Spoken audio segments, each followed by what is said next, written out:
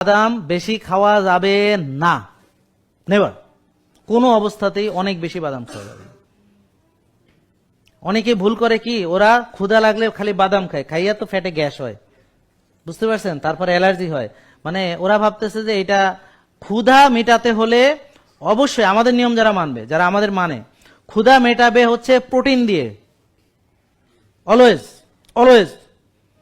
আর প্রোটিনটাও naked খাবে না, আমি যেটা বলছি প্রোটিন উইথ ফ্যাট, মানে যেমন আপনি ডিমের সঙ্গে নারকেলের তেল, সঙ্গে সালাদ, হ্যাঁ, বা সবজি, বুঝতে পারছেন। তার মানে প্রোটিনটাও নেকেট খাচ্ছি না আমি, প্রোটিনের সঙ্গে আমি কি ভালো ফাইবার দিচ্ছি, সালাদ অ্যাড করছি, বুঝতে পারছেন।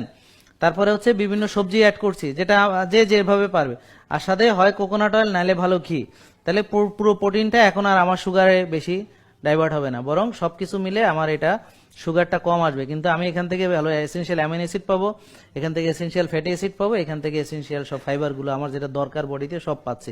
এটা একটা সুন্দর মিল হলো, যেটাতে আমার ক্ষুধা মিটবে, যেটাতে আমার মাসেল তার খাবার পাবে, আমার ফ্যাট তার যেটা দরকার সেটা পাবে।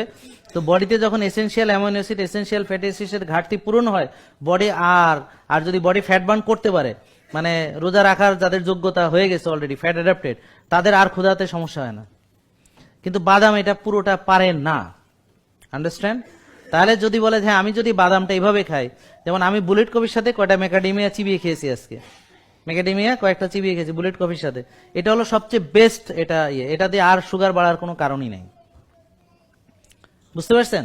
এখন ধরেন আপনি ডিম খেলেন, ডিমের সঙ্গে কিছু বাদাম খেলেন, আর সঙ্গে সালাদ খেলেন, তাহলে এটা আরেকটা বেস্ট অপশন, কারণ ওখানে ভালো প্রোটিন আসলো, ওই যে আমি এখানে ভালো ফ্যাট পেলাম, এখানে ভালো ফাইবার পেলাম, হ্যাঁ, এখানে ওই যে ইনসলিবল সলিবল ফাইবার, ওই যে সবজি সালাদ সবকিছু পাইলাম।